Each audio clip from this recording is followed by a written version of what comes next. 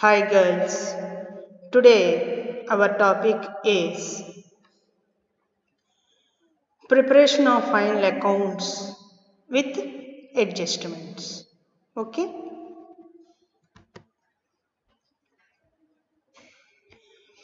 in previous class we discussed statutory books to be maintained by the company. Number 2, pro forma profit and loss statement and pro forma balance sheet. Today we are going to solve the company final accounts with adjustments. Okay, previous క్లాసెస్లో మనము ముఖ్యంగా company నిర్వహించే లేదంటే అవలంబించే శాసనాత్మక పుస్తకాలు, రెండోది company యొక్క నమూనా లాభ నష్టాల నివేదిక, ఆ స్టెప్పులు బట్టి తెలుసుకున్నాం. ఈరోజు సంబంధిత నమూనా ఆధారముగా ముగింపు లెక్కల్ని ఎలా తయారు చేయాలో తెలుసుకుందాం. Following is the trial balance of Lakshmi company limited as at 31st March 2016.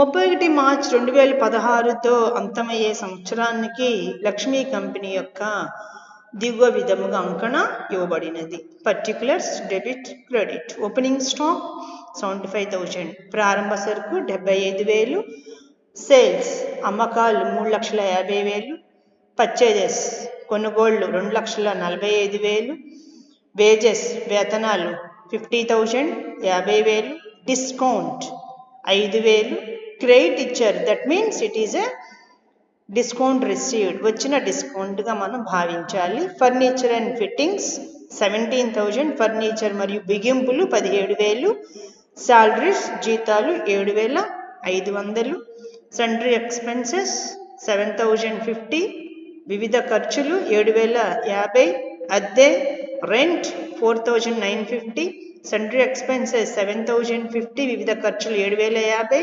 Surplus మిగులు 15,030, డివిడెండ్ పెయిడ్ చెల్లించిన డివిడెండ్ 9,000, వాటా మూలధనము share capital 1 lakh, debtors and creditors రుణదాతలు, ఇక్కడ that means in debit that is the debtors, credit is the creditors.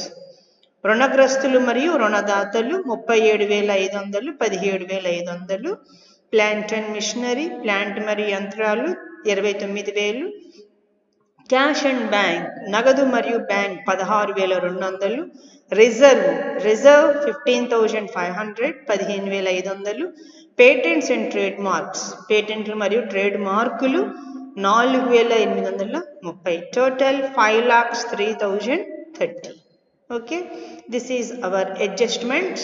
Closing stock was valued at rupees 82,000, ముగింపు సరుకు 82,000, depreciation on fixed assets at the rate of 10%, స్థిరాస్తుల మీద తరుగుదల 10%, make a provision for income tax పన్నుల కొరకు ఏర్పాటు 50%, ignore corporate dividend tax corporate dividend పన్నును విస్మరించండి. These are all the adjustments. Prepare final accounts of the company by taking into above information. పై వివరాలు ఆధారముగా కంపెనీ యొక్క ముగింపు లెక్కలను తయారు చేయాలి. Solution is as follows. First we have to prepare the working notes, that is working notes for profit and loss statement. లాభ నష్టాల నివేదిక, ఇక్కడ ఖాతా కాదు మనం వాడాల్సిన పదం, లాభ నష్టాల నివేదిక యొక్క working notes. First one, employee benefit expenses, ఉద్యోగస్తుల ప్రయోజనాల ఖర్చులు, అనగా ఇక్కడ మనం జీతాలు వేతనాలు చూపిస్తాం. వేజెస్ 50,000, సాలరీస్ 7,500, టోటల్ 57,500, వేతనాలు 50,000, జీతాలు 7,500, అనగా 57,500 మనకి టోటల్ వచ్చింది. రెండో ఖర్చు ఏంటి? తరుగుదల మరియు లుప్తత ఖర్చులు లేదా తరుగుదల మరియు రద్దు ఖర్చులను కూడా అంటాం అన్నమాట. Depreciation and amortisation expenses. Depreciation will be calculated on fixed assets. What is the depreciation rate here? 10%. That is, here fixed assets are furniture, plant and machinery, patents and trademarks. Furniture and plant and machinery are tangible, patents and trademarks are intangible. Depreciation furniture, that is 10%. Furniture value is 17,000. Okay, 17,000 into 10 by 100, that is 1700. Number 2, depreciation on plant and machinery. 29,000 is the plant and machinery value into 10 by 100, that is 2,900. Depreciation on patents and trademarks. 4,830 into 10 by 100, that is 483. Total 5,083. తరుగుదల మరియు రద్దు ఖర్చులు. స్థిరాస్తుల మీద 10% ఏర్పాటు చేయమని చెప్పారు. స్థిరాస్తులు అని చెప్పారే కానీ ఆస్తుల గురించి చెప్పలేదు. అనగా స్థిరాస్తులు ఏమేమి ఉంటాయి మనకి ఈ లెక్కలో? ఫర్నిచరు, ప్లాంట్ మరియు యంత్రాలు, ఈ రెండు కూడా కనిపించే ఆస్తులు. రెండోది స్థిరాస్తులు 2 రకాలు, కనిపించే ఆస్తులు, కనిపించని ఆస్తులు. ఫర్నిచర్ మరియు ప్లాంట్ యంత్రాలు కనిపించే ఆస్తులు, పేటెంట్లు మరియు ట్రేడ్ మార్కులు కనిపించని ఆస్తులు. ఫర్నిచర్ మీద తరుగుదల 10%. ఫర్నిచర్ విలువ ఎంత? 17,000 ఇంటూ ఎంత శాతం కట్టమన్నారు? 10%. 10/100 అనగా 1,700 వస్తుంది. ప్లాంట్ మరియు యంత్రంపై తరుగుదల. ప్లాంట్ విలువ ఎంత? 29,000 ఇంటూ శాతం 10/100 అనగా 2,900. పేటెంట్లు, ట్రేడ్ మార్కుల మీద తరుగుదల. ఇది కనిపించని ఆస్తి. 4,830 అనేది పేటెంట్ యొక్క విలువ. ఎంత శాతం తరుగుదల లెక్కించమన్నారు లెక్కలో? 10%. కాబట్టి 10/100 అనగా 483గా మనం తీసుకుంటాం. అనగా మొత్తం ఎంత వస్తుంది? ఈ 3 కలిపితే 5,083. Next number 3, finance cost. That is, finance cost means what here? That is interest paid. There is no item in this problem, hence the amount is nil. ఇక్కడ ఆర్థిక ఖర్చులు మనకి లెక్కలో ఏమీ ఇవ్వలేవు. అనగా కంపెనీ చెల్లించిన వడ్డీ అంటూ ఏమీ లేదు కాబట్టి మనం ఇక్కడ చూపించాల్సిన అవసరం లేదు. 4వ ఖర్చు ఏంటి అంటే ఇతర ఖర్చులు, other expenses. Rent 4,950, sundry expenses 7,050, all together 12,000. అద్దె 4,950, వివిధ ఖర్చులు 7,050, మొత్తం 12,000 మనకి లెక్క కనిపిస్తుంది అన్నమాట. అనగా లాభ నష్టాల నివేదిక యొక్క వర్కింగ్ నోట్స్ ఎన్ని ఉన్నాయి? ఉద్యోగస్థ ప్రయోజన ఖర్చులు, రెండవది తరుగుదల మరియు రద్దు ఖర్చులు, మూడవది ఆర్థిక ఖర్చు, నాలుగవది ఇతర ఖర్చులు. Employee benefit expenses, depreciation amortisation expenses. Number 3, finance cost. Number 4, other expenses. Now we have to prepare the statement. Part 2, statement of profit and loss of Lakshmi Company Limited for the year ending 31st March 2016. 31 March 2016తో అంతమయ్యే సంవత్సరానికి Lakshmi company యొక్క లాభ నష్టాల నివేదిక part 2. Particulars, note number, amount. వివరాలు, note number, మొత్తం. First, we have to show in previous class we discussed the pro forma. First, we have to take the incomes. The first income is revenue from operations. మొట్టమొదటిగా మనం ఆదాయాలు తీసుకుంటాం. ఆదాయాలు ఏముంటాయి కంపెనీకి? అమ్మకాలు, ఇతర ఆదాయాలు ఉంటాయి. Number 1, revenue from operations. That is we have to take sales. కార్యకలాపాల ద్వారా రాబడి అనగా ఇక్కడ అమ్మకాలు మనం తీసుకుంటాం. అమ్మకాలు ఎంత ఇచ్చారు? 3,50,000 మనకి లెక్కలో ఇవ్వడం జరిగింది. Next number 2, other incomes. Discount, క్రెడిట్లో ఇచ్చారు. ఇతర ఆదాయాలు ఏమున్నాయి మనకి? డిస్కౌంట్ ఉంది అనగా 5,000. ఈ రెండు కలిపితే that is total revenue. By adding revenue from operations, other incomes, we get 3,55,000. అనగా కార్యకలాపాల ద్వారా రాబడి అనగా అమ్మకాలు మరియు ఇతర ఆదాయం మనం లెక్కలోకి తీసుకుంటే మనకు మొత్తం ఆదాయం ఎంత వచ్చింది? మొత్తం రాబడి 3,55,000 రావడం జరిగింది. Next number 4th point is here expenses. We show incomes. In order to know the profit, we have to take expenses also. Purchases. కొనుగోలు 2,45,000 మనకి అంకణాలు ఇవ్వడం జరిగింది. Closing stock 82,000, opening stock 75,000. What is the difference between these two items? That is 7,000. We deduct the 7,000 from purchases. That is 2,38,000. Once again I am repeating, we have to deduct the difference between closing stock and the opening stock. That is 82,000 minus 75,000. That is 7,000. This must be deducted from purchases. That is 2,38,000. కొనుగోలు 2,45,000 ఇచ్చారు. ముగింపు సరుకు ఎంత ఇచ్చారు? మనకి 82,000 ఇచ్చారు. ప్రారంభ సరుకు 75,000. ఈ రెండింటికి మధ్య తేడా ఎంత ఉంది? 7,000. ఈ 7,000ని మనం కొనుగోలులో నుంచి తీసివేయడం జరుగుతుంది. అనగా 2,45,000లోంచి 7,000 తీసివేయగా మనకు 2,38,000 రావడం జరిగింది. This is very very important point. That means from purchases we have to deduct the difference between closing stock and the opening stock. Next one, employee benefit expenses. These items are shown in working notes. Number 1, 57,500. Finance cost nil. Depreciation amortization expenses 5,083. Other expenses 12,000. ఉద్యోగస్తుల ప్రయోజనాల ఖర్చులు మన working నోట్స్లో చేయడం జరిగింది. ఎంత వచ్చింది మనకి working నోట్స్లో? 57,500 వచ్చింది. తరుగుదల ఎంత వచ్చింది? రెండవది వచ్చేటప్పటికి మనకి తరుగుదల 5,083 వచ్చింది. మూడోది వచ్చేటప్పటికి ఆర్థిక ఖర్చులు, నాలుగోది ఇతర ఖర్చులు అన్నమాట. ఓకేనమ్మా, ఈ పాయింట్స్ మనం చూపించామన్నమాట. టోటల్ ఎక్స్పెన్సెస్ మొత్తం ఖర్చులు ఎంత వచ్చినాయి అంటే మనకి 3,12,583 total expenses. That is employee benefit expenses, finance cost nil, depreciation amortization expenses 5,083. Next one, other expenses 12,000. ఉద్యోగస్థ ప్రయోజనాల ఖర్చులు 57,500. ఈ పాయింట్ మనం వర్కింగ్ నోట్స్లో చేసాం. తర్వాత ఆర్థిక ఖర్చులు మనకి నిల్ ఉంది కాబట్టి నిల్ చూపించాం. Finance cost is nil. Depreciation amortisation 5,083. తరుగుదల మరియు రద్దు ఖర్చులు 5,083. ఇతర ఖర్చులు 12,000. టోటల్ ఎక్స్పెన్సెస్ అనగా ఈ 2,38,000, 57,500, 5,083, 12,000 ఇవన్నీ కలిపితే మనకి 3,12,583 రావడం జరిగింది. Total expenses we get 3,12,583. Next, profit before tax, that is 3 total revenue minus total expenses, we get 42,417. పన్నుకు ముందు లాభం అనగా మొత్తం రాబడిలో నుంచి మొత్తం ఖర్చులు తీసివేస్తే మనకి 42,417 రావడం జరిగింది. Next one, number 6, tax expenses. Provision for tax, పన్నుల కొరకు ఏర్పాటు మనకు సర్దుబాట్లు ఇవ్వడం జరిగింది. అనగా లాభం మీద మనం లెక్కించాం.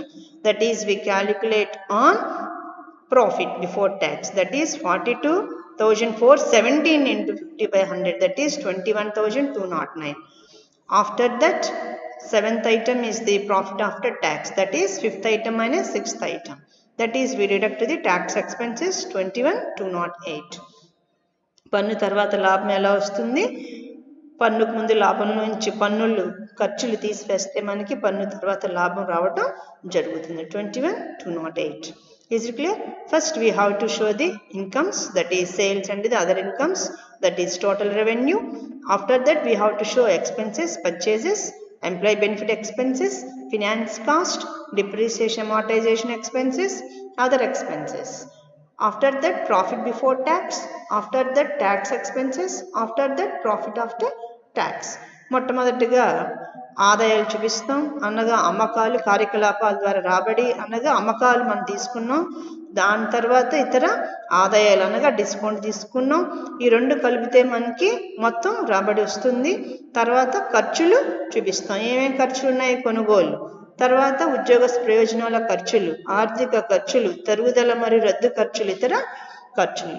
ఆదాయం నుంచి ఖర్చులు తీస్తే పన్నుకు ముందు లాభం వస్తుంది. దాంట్లో నుంచి పన్నులు తీసివేయగా పన్ను తర్వాత లాభం అనేది రావడం జరిగింది.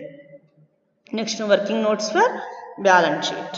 ఆస్తి అప్పుల పట్టీ కొరకు working notes. First one, equity and liabilities. How many types of liabilities are there? 4 types of liabilities. Number 1, shareholders fund. Number 2, what we have to show, that is shareholders fund we have to show. Is it clear, girls? That is very very important. Equity మరియు అప్పులు, వాటాదారుల నిధులు. వాటాదారు నిధుల్లో ఏం చూపిస్తాం? వాటా మూలధనం we have to show share capital, that is 1 lakh, total 1 lakh. After that shareholders fund, that is share capital we show. Is it clear, girls? Reserves and surplus. Reserve మరియు మిగులు. Reserves we get in the trial balance 15,500. Opening surplus, that is it is given in the trial balance. Current profit, that is 21,208. By adding these three, that means reserves, opening surplus, these two items are given in trial balance. Is it clear, girls? Next, after that current year profit, that is profit after tax 21,208. By adding these three items we get 51,738 minus dividend paid, that is it is given in trial balance, that is 9,000. Is it clear, girls? That is we pay dividend from the profits, that is we deduct that. In order to, that means by paying the dividend, profit will be reduced, that is 9,000 we get 42,738. Reserves and surplus we show reserves, opening surplus, current year profit minus dividend paid. Reserve మరియు మిగుల్లో రిజర్వులు 15,500 అంకణాల్లో ఇచ్చారు. ప్రారంభ మిగులు అంటే గత సంవత్సరం మిగులు 15,030, ఈ రెండు కూడా లెక్కలో ఇచ్చారు. మూడోది ప్రస్తుత సంవత్సరం పన్ను తర్వాత లాభం మనం కనుక్కున్నాం. ఎలా కనుక్కున్నాం మనం? ఇక్కడ 21,208 వచ్చింది, ఆ అమౌంట్ ఇక్కడ వేయడం జరిగింది అన్నమాట. ఈ మూడు కలిపితే మనకి 51,738 వచ్చింది. దీంట్లోంచి డివిడెండ్ చెల్లింపు 9,000 తీసివేయడం జరిగింది, అనగా మొత్తం మనకి 42,738 వచ్చింది. Next one, share application money pending allotment. Is it clear? Next one, long term borrowings nil. Current liabilities ప్రస్తుత అప్పులు. ప్రస్తుత అప్పుల్లో ఏం చూపిస్తున్నాం? షార్ట్ టర్మ్ బారోయింగ్స్, స్వల్పకాలిక అప్పులు ఏమీ లేవు కాబట్టి చూపించాల. Trade payables we have to show creditors 17,500. వర్తకపు చెల్లింపుల్లో రుణదాతలు చూపిస్తాం 17,500, మొత్తం 17,500. అదర్ కరెంట్ లైబిలిటీస్ నిల్, ఇతర ప్రస్తుత అప్పులు నిల్. షార్ట్ టర్మ్ ప్రొవిజన్స్, స్వల్పకాలిక ఏర్పాట్లు, పన్ను కొరకు ఏర్పాటు ఉంది కదా మనకి, అనగా ఈ పాయింట్ ఎక్కడ కనుక్కున్నాం మనం? లాభం మీద మనం పన్ను కనుక్కున్నాం, ఆ పాయింట్ మనం ఇక్కడ వేయడం జరిగింది. 21,209. Provision for tax we calculated on profit, that is 21,209. Total 21,209. Is it clear, girls? First one, shareholders fund. After that, under shareholders fund we have to show share capital. After that, reserves and surplus. Okay, we show share cap, reserves and surplus under shareholders fund. After that, number 2, that is share application money pending allotment is the number 2 liability. Number 3 is the long term borrowings, that is number 3. Number 4, current liabilities are 4 types, that is shareholders fund. Number 2, share application money pending allotment. Number 3, long term borrowings. Number 4, current liabilities. అప్పులు 4 రకాలు. వాటాదారు నిధులు, తర్వాత కేటాయింపు చేయాల్సిన వాటా దరఖాస్తు సొమ్ము, కేటాయింపు చేయాల్సిన వాటా దరఖాస్తు సొమ్ము. మూడోది దీర్ఘకాలిక అప్పులు. నాలుగోది ప్రస్తుత అప్పులు. ఇవి అప్పులుగా మనం చూపించడం జరుగుతుంది. అప్పులు 4 రకాలుగా చూపించాం. వాటాదారు నిధులు, తర్వాత కేటాయింపు చేయాల్సిన వాటా దరఖాస్తు సొమ్ము, దీర్ఘకాలిక అప్పులు, ప్రస్తుత అప్పులు. ప్రస్తుత అప్పుల్లో ఇవన్నీ మనం చూపించడం జరుగుతుంది, అనగా స్వల్పకాలిక అప్పులు, వర్తకపు చెల్లింపులు, ఇతర ప్రస్తుత అప్పులు, స్వల్పకాలిక ఏర్పాట్లు. Is it clear, girls? After that, second part, balance sheet is the first we calculated we prepare working notes for liabilities, as well as we have to prepare working notes for assets. Number assets are of three types, that is fixed assets, number 2 long term investments, number 3 current assets. ఆస్తులు మూడు రకాలు, స్థిరాస్తులు, దీర్ఘకాలిక పెట్టుబడులు, మూడోది ప్రస్తుత ఆస్తులు. Fixed assets again it is of two types, that is tangible assets, furniture 17,000 minus depreciation 1,700, we get 15,300. Plant and machinery 29,000 minus depreciation. These two items are calculated in or shown under profit and loss statement. This adjustment is the second. Okay, that is by deducting we get 26,100, total 41,400. కనిపించే ఆస్తులు, స్థిరాస్తులు రెండు ఉంటాయి. కనిపించే ఆస్తులు furniture 17,000, దీంట్లోంచి తరుగుదల మనం ఒక్కసారి ఎక్కడ చూపించాం, లాభ నష్టాల నివేదికలో ఎక్కడ చూపించాం తరుగుదల, మరి లుప్తత ఖర్చులో చూపించాం. 1,700 తీసివేయగా ఆస్తి 15,300 ఉంది. రెండోది ప్లాంట్ యంత్రాలు 29,000, దాంట్లోంచి తరుగుదల 2,900 తీసివేస్తే 26,100, మొత్తం మనకి ఆస్తులు ఎంత ఉన్నాయంటే 41,400 ఉంది. 41,400 అనేది స్థిరాస్తి. రెండోది ఏంటి, that is intangible asset, patents and trade marks 4,830, depreciation 483, we get 4,347. పేటెంట్లు మరియు వర్తక ట్రేడ్ మార్కులు అంటామన్నమాట 4,830, దీంట్లోంచి తరుగుదల 483 తీసివేస్తే మనకి 4,347 వస్తుంది. రెండో రకం ఆస్తి ఏమని చెప్పాను నేను, దీర్ఘకాలిక పెట్టుబడి, long term investments, nil. Is it clear? Number 3 current assets, ప్రస్తుత ఆస్తుల్లో మనం ఇన్వెంటరీస్ మీన్స్ క్లోజింగ్ స్టాక్, ముగింపు సరికి 82,000. ఈ పాయింట్ 2 సార్లు చూపించాం. ఒకసారి లాభ నష్టాల్లో మనం కొనుగోలులో చూపించాం, రెండోది వచ్చేటప్పటికి ఆస్తి పట్టిలో చూపించడం జరిగింది. First we show this item in profit and loss statement. Number 2 under balance sheet. Trade receivables, వర్తకపు వసూళ్లు, డెటార్స్ అనగా రుణగ్రస్తులు 37,500 మనకి రావటం జరిగింది. క్యాష్ అండ్ క్యాష్ ఈక్వలెంట్స్, నగదు మరియు నగదు సమానతలు. క్యాష్ అట్ బ్యాంకులో నగదు 16,200, టోటల్ 16,200. అదర్ కరెంట్ అసెట్స్, ఇతర ప్రస్తుత ఆస్తులు ఏమీ లేవు. అనగా ఇక్కడ మీరు గుర్తుపెట్టుకోవాల్సింది ఏంటంటే ఆస్తులు అప్పుల పట్టీలో అప్పులు 4 రకాలు, ఆస్తులు 3 రకాలు. Liabilities are 4 types, assets are 3 types. Next we have to show all these items in statement, that is part 1, statement of balance sheet of Lakshmi Company for year ended 31st March 2016. Equity మరియు particulars, note number, amount. Equity and liabilities, equity మరియు అప్పులు. Number 1 share holders fund, that is share capital. వాటాదారు నిధుల్లో 2 ఉంటాయని చెప్పుకున్నాం. అనగా వాటా మూలధనము ఏ, నోట్ నెంబర్ ఏ, ₹1,00,000. ఈ పాయింట్ మనం వర్కింగ్ నోట్స్లో చూపించడం జరిగింది. రిజర్వ్స్ అండ్ సర్ప్లస్, రిజర్వ్ మరియు మిగులు.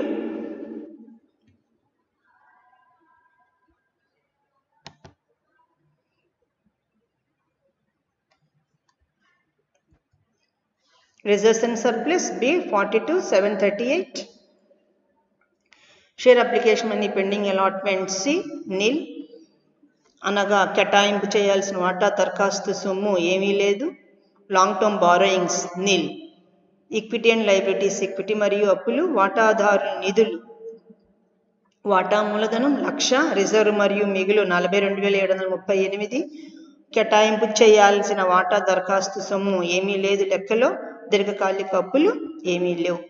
4వ రకం అప్పు ఏంటి, 4th liability is the current liability. Short term borrowings, స్వల్పకాలిక అప్పులు ఏమీ లేవు. ట్రేడ్ పేయబుల్స్, వర్తకపు చెల్లింపులు 17,500. ఈ పాయింట్ మనం వర్కింగ్ నోట్స్లో చేసాం.